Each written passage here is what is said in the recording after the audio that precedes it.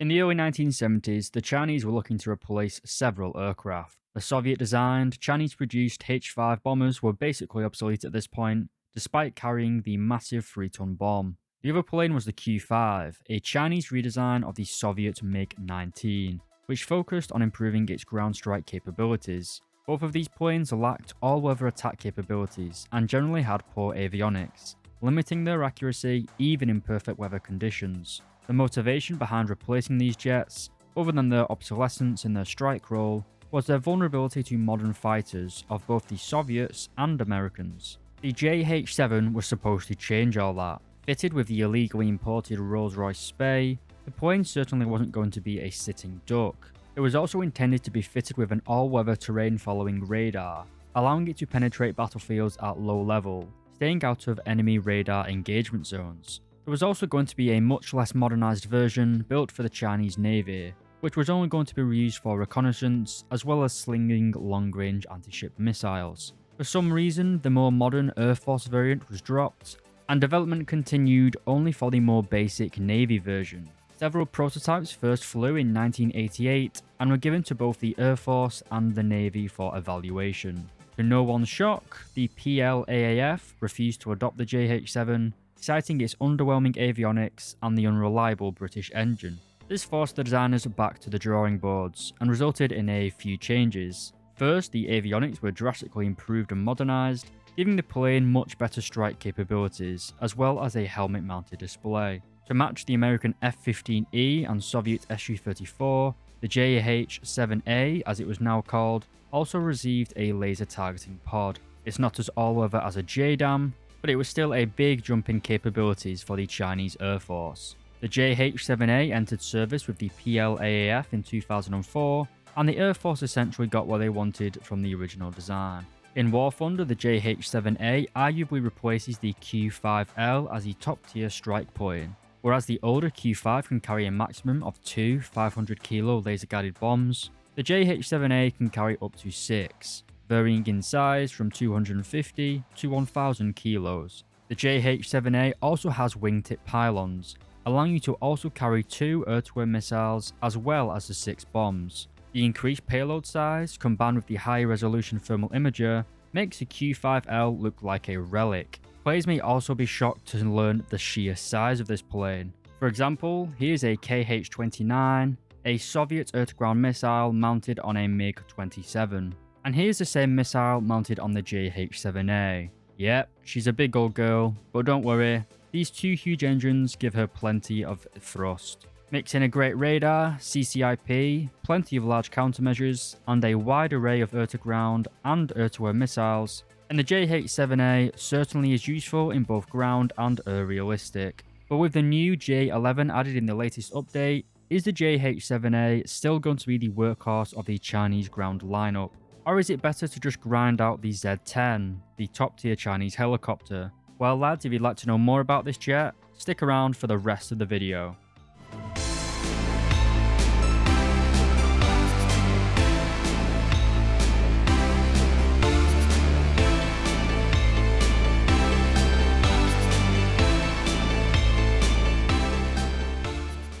Alright lads, welcome back. The JH-7A arrives in the 8th rank of the Chinese tech tree and sits at battle rating 11.3 in arcade, realistic and simulator. To unlock the plane, you're going to have to grind out 400,000 research points and then purchase it for 1,080,000 silver lines. While it isn't essential for CAS players, I'd still recommend getting the expert and ace qualifications. It will make pulling 12Gs a lot easier to avoid those pansiers. Anyway, it's another 1,080,000 silver lines for the expert and 3,400 golden eagles for the ace quali. The JH-7A is of course a tech tree vehicle, meaning it will come stock, so you will have to grind it out to unlock its full potential. But it does come equipped with 84 flares and 2 PL5Cs as stock. I'd recommend both the CAS and RB players unlocking the countermeasures first. This allows you to choose the quantity that you can take, so you can take just flares and chaff, that sort of thing, etc.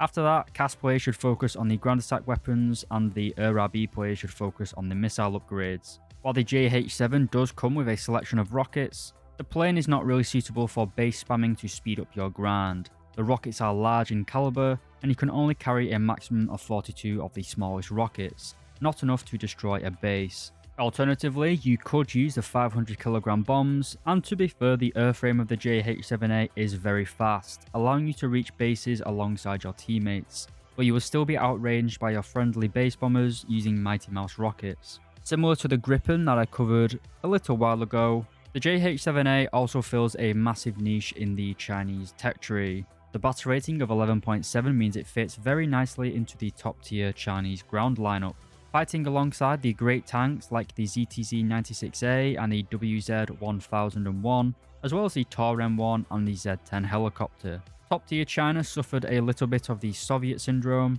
By that I mean it has good tanks but very limited air support. Well, the JH-7A arguably changes all that, so let's start with the basics. Despite the JH-7 being half the size of China, the acceleration at slow and medium speeds, to be fair, is incredibly good due to its pretty decent climb rate of 190 meters per second. While it isn't going to allow you to compete with any of the fighters, even when you're carrying a full bomb load, the JH-7 isn't a slouch. In fact, the plane is actually airframe limited. It will rip its own wings in a straight line, and generally has pretty good acceleration for a strike fighter. The turn rate is also pretty good at speeds around Mach 0.8, but as you slow down, the plane quickly transforms into an illegal Chinese fishing boat, with a turn rate measuring in nautical miles. At around 500 km per hour, the plane is basically stalling and completely unable to maneuver.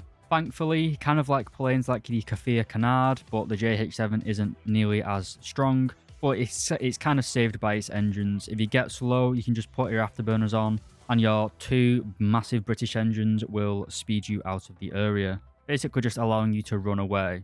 Again, against another fighter, this isn't going to be enough acceleration to get out of the missile range, but compared to your average strike or CAS fighter, it's an incredibly good kinematic jet. You can basically carry a full payload of weapons without having to constantly worry about managing your energy or face planting into the ground. So the plane's kinematics are pretty good for a CAS jet.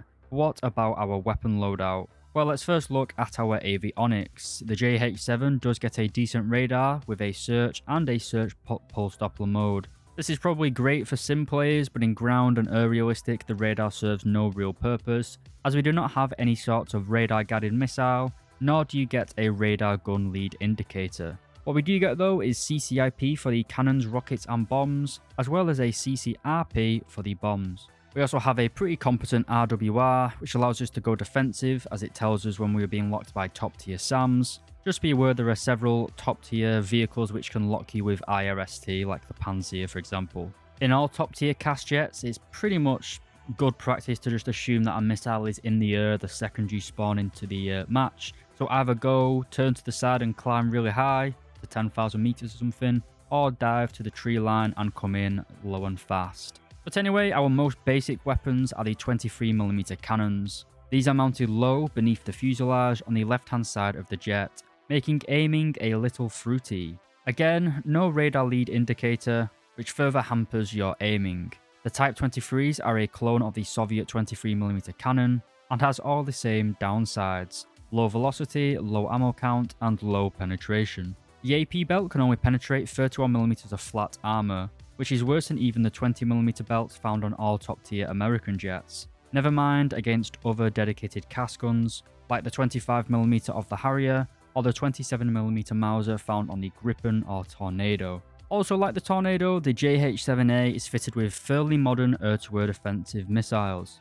As I said, when you are stock, you have access to two PL-5Cs. In the first rank of the modifications, you will be able to unlock the PL-5Bs though. These missiles are found on several other Chinese aircraft, notably the JH-7A. These missiles have an incredibly powerful rocket motor, which propels them to a very high speed, very quickly after launch. Like the American AIM-9, the PL-5s have a low drag design, meaning they maintain their speed for a very long distance after launch. The very long range of the missile, combined with the short motor burn time, which removes the red warning square for the enemy, these combined make the PL-5 a very lethal long-range missile, basically a Chinese equivalent of the AIM-9G, but with a better top speed. The second missile available to us is the PL-5C. These are just PL-5Bs, but with an all-aspect seeker head, further increasing the lethality of this missile. Both the PL-5B and the C can be carried on the wingtips, as well as the outer pylons,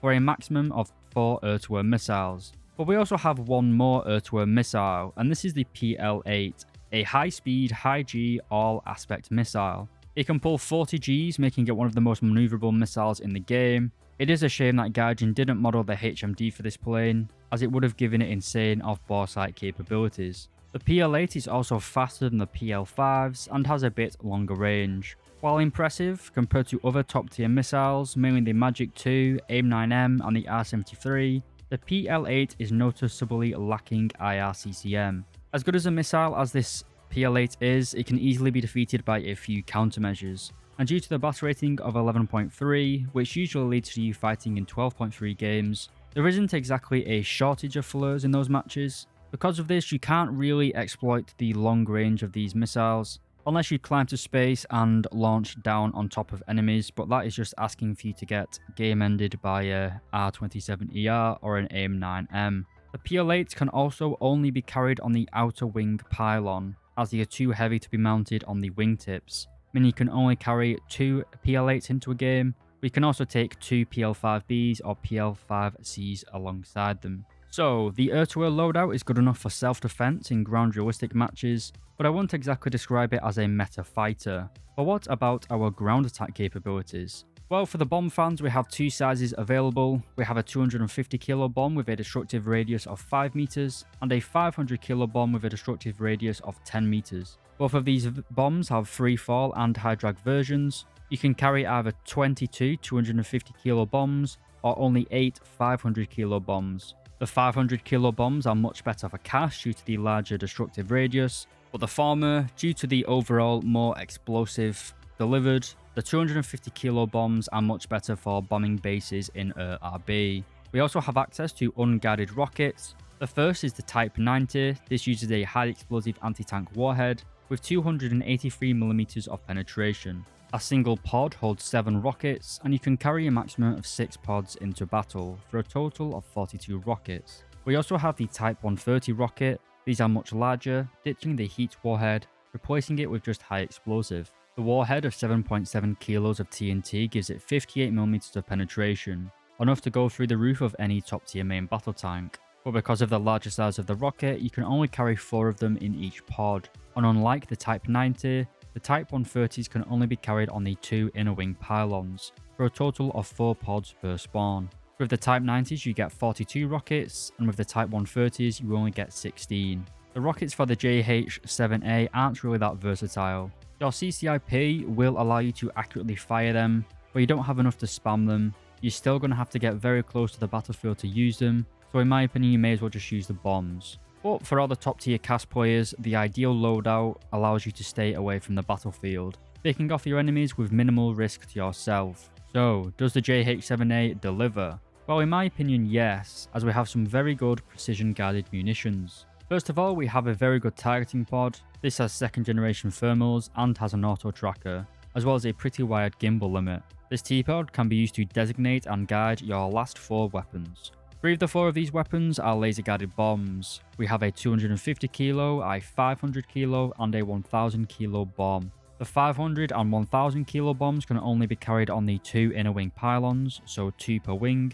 The outer wing hardpoint, which normally houses the PL-8 air-to-air missile, can also be used to carry a 250 kilo bomb. While this does mean sacrificing a very powerful air-to-air missile, the addition of 2 extra laser guided bombs is well worth it in my opinion. Just a reminder, you can still carry the 2 wingtip mounted PL-5Cs, so you aren't totally undefensible in ground realistic. The last weapon is the KH-29T. This is your only fire and forget air-to-ground weapon. This is an export version of a Soviet missile, which uses a TV seeker head, similar to the early AGM-65 Mavericks. Like those weapons, this TV guidance denies you the ability to use these weapons in poor weather conditions or nighttime, as the seeker relies on a contrast imaging system. Regardless of the limitations, the KH-29 is a good standoff weapon to launch at enemy SBAs when you spawn in.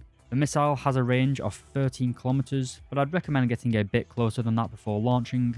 Also, due to the guidance system, I'd recommend firing this missile quite high up, aiming the missile down onto a target. The KH-29 does not do well when approaching at a shallow angle. It's best to imagine this weapon as a bomb unit with a rocket welded onto the back of it. Apart from the guidance issue though, the TNT filler of 187 kilos is certainly not a joke. But personally, the 1000 kilo bomb, which has over 500 kilos of TNT, is just a much more versatile weapon. It also has a lot more reliable guidance system, despite being a little bit slower. Well lads, that's all I've got to say about the JH-7A. Thank you for making it to the conclusion. I personally only use the JH-7A as a main cast platform for my top tier Chinese ground lineup. While the plane does have some air-to-air capabilities, the lack of missiles with IRCCM and helmet mounted display really does limit the dogfighting ability of this plane. Regardless of its slight shortcomings in air realistic, it more than makes up for it in ground realistic. The good acceleration from the monster engine allows you to toss laser guided bombs across half the map, and then run away from enemy air defense missiles. The 84 large countermeasures also allows you to spoof even the mighty Strela IR missiles, giving you pretty good survivability in a match. For my cast lineup, I use the 2 PL5Cs, 2 250 kilo guided bombs, and 4 1000 kilo guided bombs. While you don't quite have the kinematics of the F-16C, your weapon payload certainly is its match.